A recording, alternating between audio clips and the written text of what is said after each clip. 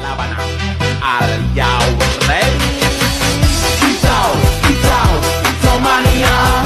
Hijau mania. Hijau mania.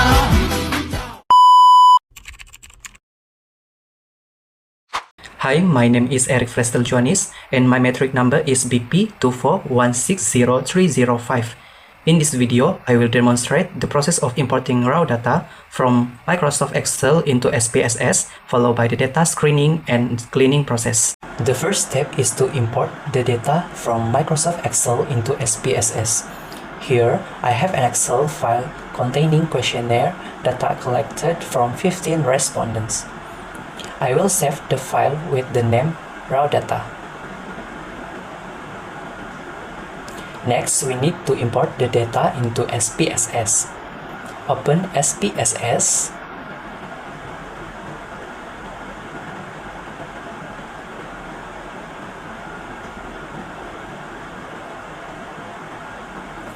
Click New Dataset and click Open. After that, click the File menu. In the Files of Type field, select Excel format. Then select the Excel file that we saved earlier. After selecting the file, click Open.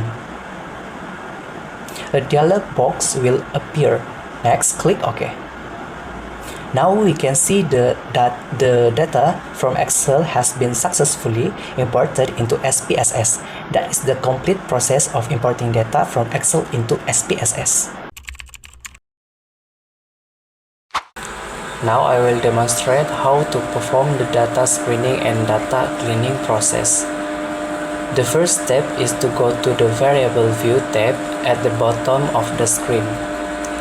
After that, review and define the characteristic of each variable according to the group assignment format provided. First, for the gender variable, under the type column, set it to numeric by clicking the three-dot button, selecting numeric and then clicking OK. In the label column, label the variable as gender.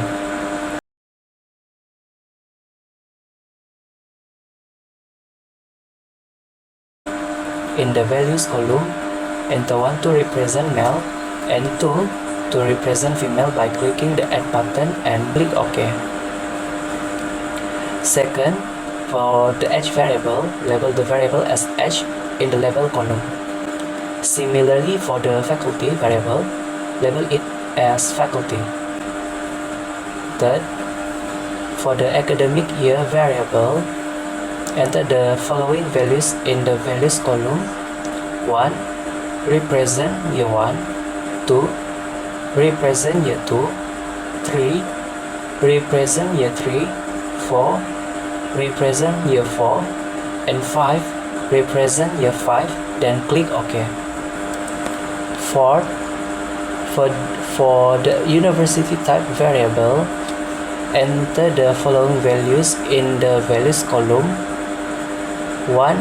Represent public and 2. Represent private, then click OK. Fifth, for the university location variable, enter the following values in the values column. 1. Represent Peninsula Malaysia. 2.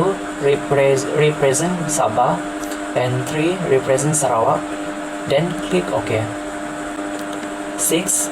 For the TP1 variable, enter the values according to the specified scale in the values column. 1. Represent strongly disagree. 2.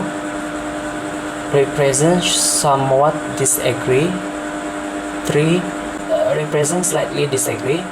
4. Represent neutral. 5. Represent slightly agree. 6. Represent somewhat agree. And 7. Represent strongly agree. And then click OK. After that, copy these value labels, then select TP1, TP2 through TP10 and paste the values. Also select SWLS1 through SWLS5 and pass the same values since both instruments use the same response scale.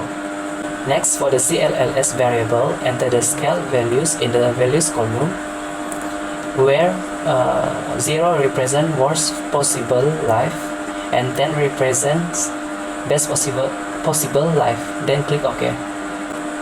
For the SRH variable, enter the scale values in the values column, where 0 represents not very happy and 10 represents very happy.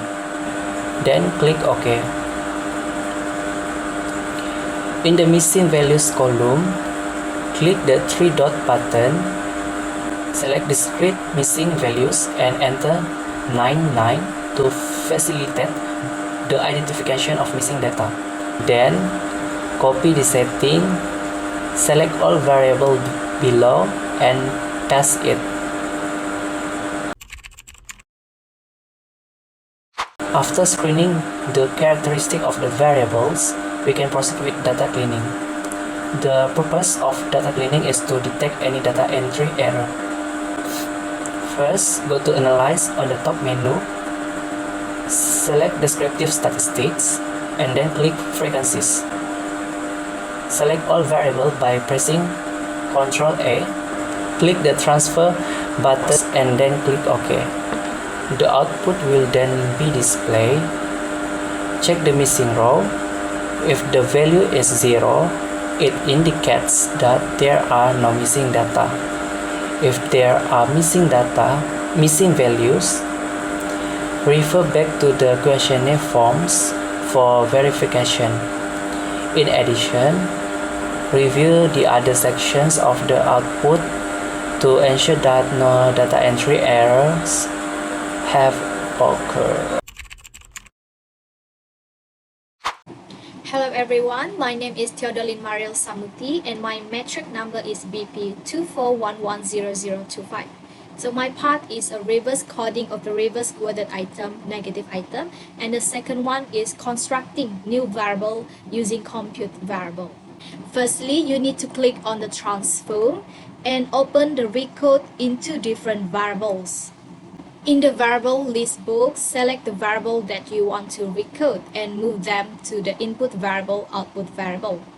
The variable that we need to recode are TP2, TP4, TP6, TP8, and TP10. We arrange them in order. First, click on the TP2 and move it to the numeric variable section. In the output variable box, enter a new name for the recorded variable, which is TP2R. And then we click the change. Next, we also need to record the TP4, 6, 8, and 10 using the same steps. After moving the variable and entering new names such as TP2R, TP4R, TP6R, TP8R, and TP10R, click on the old and new value. In the old value box, we need to enter the original value, and in the next value box, we need to enter the new value. As we enter the original and new value, we need to click Add and repeat the same step for the remaining value. We all know that the scale used is from 1 to 7. Therefore, we record the value as follows. For example, 1 is changed to 7. So we put old value is 1 and the new value is 7, and then we click on 8 and we repeat the same step for the remaining value. So this process is actually called reverse coding. After that, click on continue and then click OK. As you can see right now, there's a new variable which is TP2R, TP4R, TP6R, TP8R, and TP10R. So next part is we need to constructing a new variable using compute variable. First, click on transform and click on compute variable. So we start with the first target variable, which is extra version. In the target variable box, we enter extra version. And in the numeric expression box, we enter TP1 plus TP6R. TP1 plus TP6R, and then we click OK, and it is done. Then we proceed to repeat the same steps for the remaining target variable.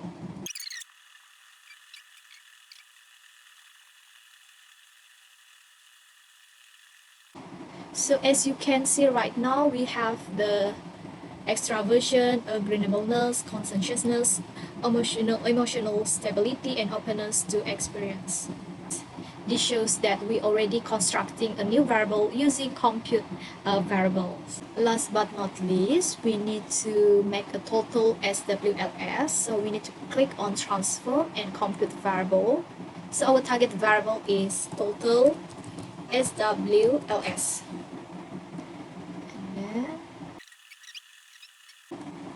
And then click on OK.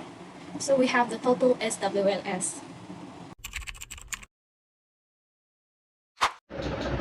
Hi, my name is EDWIND, matrix number BP24110031, and I will show you guys how to analyze descriptive data using SPSS. Okay, so the first part is to open your data, and this is the data that my friend has computed.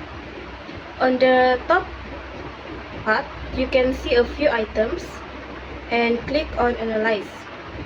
Under Analyze, you need to click Descriptive Statistic and choose Frequencies. After that, you need to choose the item that you want to analyze, and I already have choose. So, to choose the item, you need to click on what you want to analyze. For example,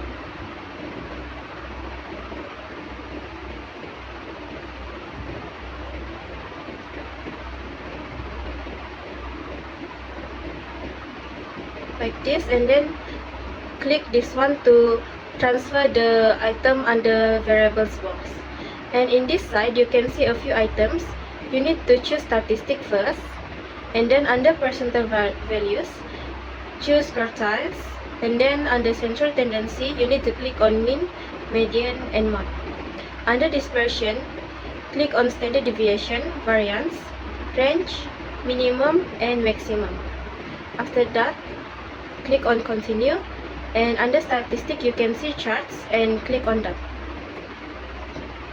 Click histogram and show normal curve on histogram. Just click on continue and then click on OK.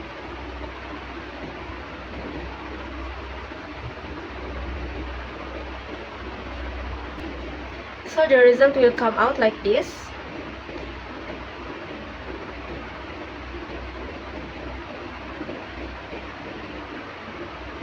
It will come out in a table and in histogram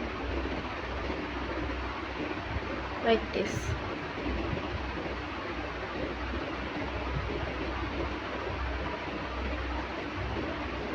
So this is the item that have been analyzed.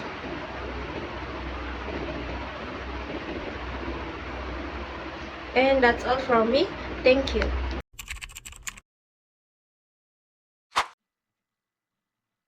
Okay, hello, my name is Lee Yong Shan, VP 241100143, and today I will demonstrate how to do one-way ANOVA in SPSS.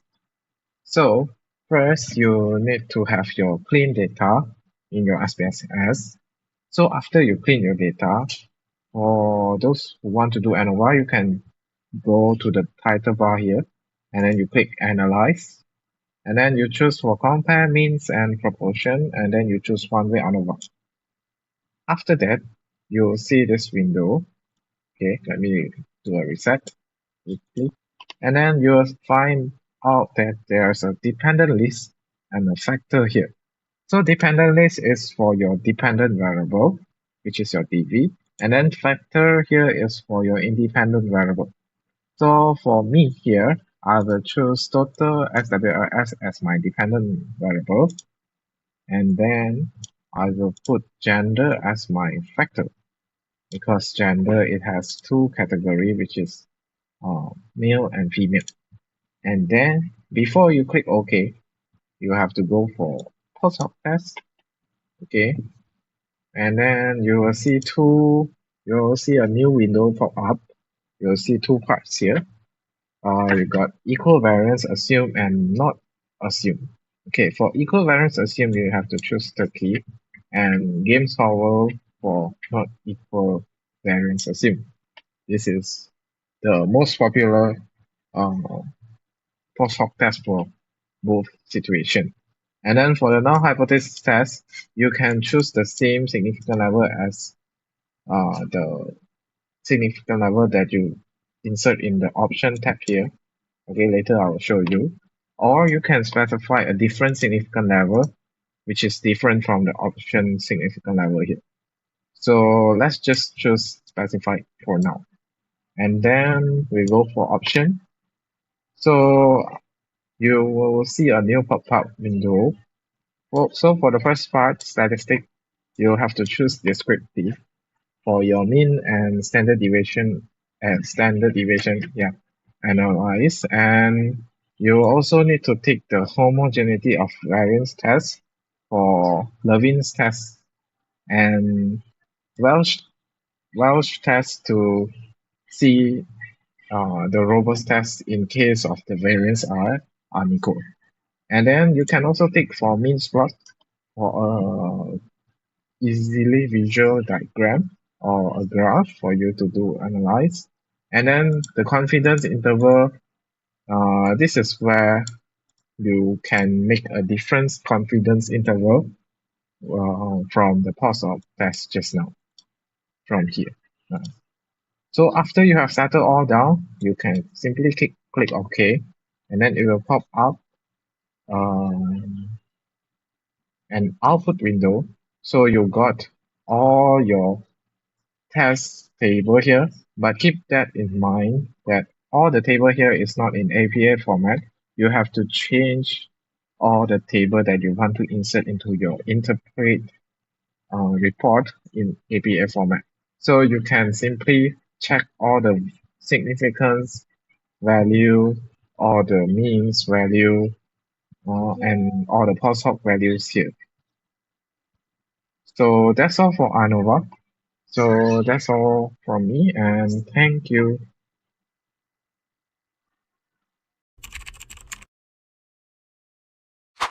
Hi, my name is SITI FARIDAH binti AMZAH, number matrix BP241600307. In this video, I will show how to run a linear regressions analysis in SPSS. So first, go to the top menu and click Analyze. Then, go to Regression and click Linear. Now, we will see this box. We need to input our variables. For the dependent box, choose our dependent variables. For example, total satisfaction with life scan. So click it and move it in. For the independence box, select our independent variables. For now, I will choose extraversion. Click it and move it into the box. Next, click the statistics button on the right. Make sure estimates and model fits are checked. Then just click continue. Now click on the plots button.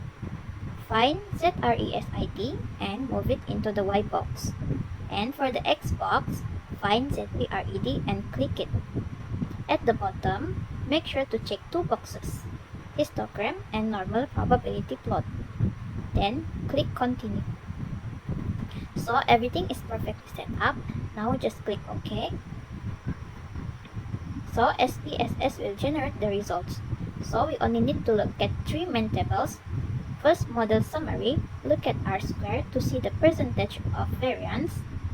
Second, ANOVA. Check the significance value. As you can see, the value is more than 0.05. This means our regression model is not significant. In coefficients, look at the significance column for our variables. If it's less than 0.05, that means our independent variables is significant. However, our result is 0.525, which means it is not significant. Lastly, scroll down to the bottom to check our charts for the regression assumptions. First, look at the histogram. As you can see, it shows a bell-shaped curve, which means our data is normally distributed. Second, look at the normal PP plot. Here the dots are close and follow along the diagonal line. This proves that our data meets the assumptions of normality. And third, look at the scatter plot. Here the dots are scattered randomly without any specific pattern. This shows that our data is consistent. So that's all from me. Thank you. I just had to let you know you're